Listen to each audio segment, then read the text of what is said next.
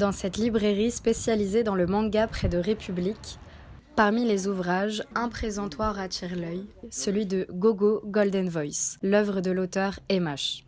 Bienvenue dans les coulisses d'une de ses séances de dédicace. Hélène, architecte, s'est laissée tenter.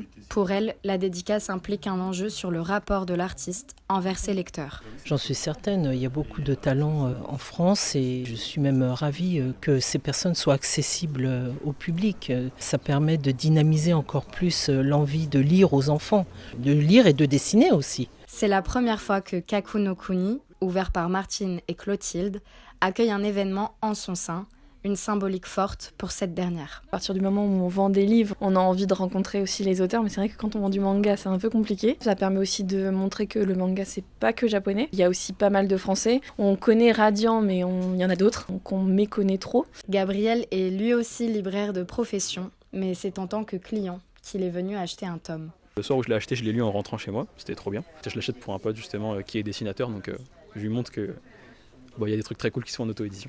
Au vu du style graphique, je pense que ça peut lui plaire. Produire de l'art, c'est aussi inspirer les autres à en faire. Et justement, lorsqu'on demande à Indiana, animateur autodidacte, si acheter Gogo Golden Voice lui est plaisant, voici sa réponse. Oui, forcément. Surtout quand je travaille sur une animation qui pourrait porter sur la série, c'est toujours sympa.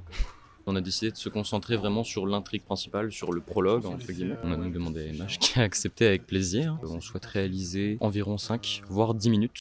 Conscient de ce découlement artistique, Emash nous livre son ressenti sur l'exercice des séances de dédicace. Je trouve ça sympa d'utiliser ce que je fais comme une sorte d'encouragement. Et je pense que le mois par exemple, de 2011-2012 aurait bien aimé avoir ce genre d'encouragement.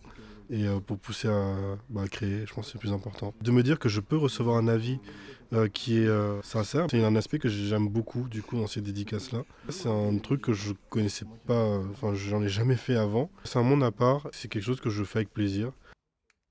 Le bouchon de son marqueur comme clap de fin, c'était les coulisses d'une séance de dédicace avec Emash.